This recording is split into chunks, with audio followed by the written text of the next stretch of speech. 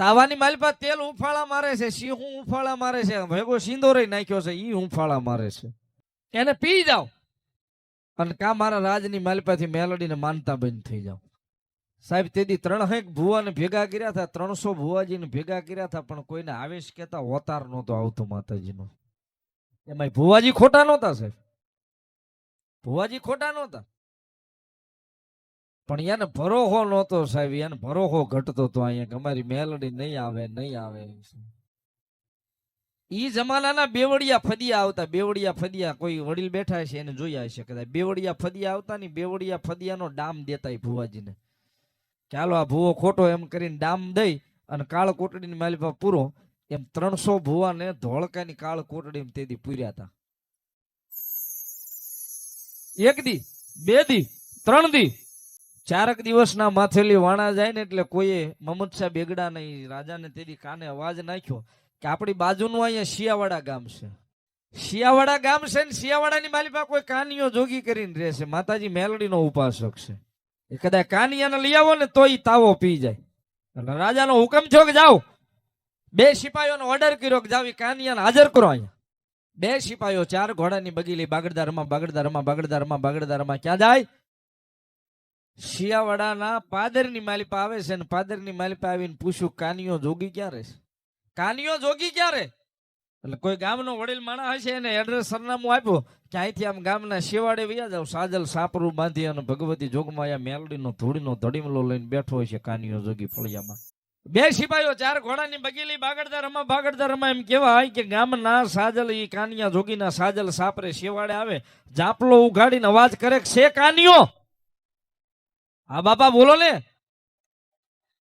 હાલ તને ધોળકાના ધણી મહમદ શાહ બેગડાના તેડા આવ્યા છે, તને બોલાવે છે, તો મારો અપરાધ કઈ?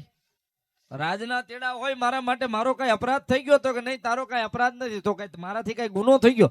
નહીં તારાથી કઈ ગુનોય નથી થયો. તો ધોળકાના ધણીને બોલાવવાનું કારણ શું? મને સિપાહીઓ વાત કરે છે કે મત ચોકની માલિપા હવામણનો તાવો મૂક્યો છે, 300 ભુવાને ભેગા કર્યા છે, કોઈને માતાજી નથી આવતો અને ધોળકાના ધણીને મેલડી જોવી છે કે મેલડી કેવી હોય. ધોળકાના ધણીને મેલડી જોવી છે, મેલડી કેવી હોય? નિયમમાં કોઈએ કીધું છે કે તું મેલડીનો ભુવો છો, મેલડીનો બાનાદારી છો, મેલડી તારી પાસે આવે છે તો હાલ તારી મેલડી કેવી છે એ રાજાને બતાવી. બાપ તેથી કાનિયો જોગી સાહેબ નાનો એવો ધૂળનો ધડીમલો, કેમ શાંતિ દાદા તેથી મેલડી માનું 5 ઈંટોનું નાનું એવું ડેરું બનાવ્યું હતું ને, ડેરું એવું નાનું એવું ધૂળનો ધડીમલો હતો ને, એ ધૂળના ધડીમલે કાનિયો જોગી બેઠો ને મેલડીની સામે હાથ જોડીને કીધું માડી ધોળકાના ધણીના તેડા આવ્યા છે, તું કેમ તો જાવ, મને તારા નામનો ભરોસો છે માડી, આ તું કેમ મેલડી તો હું જાઉં.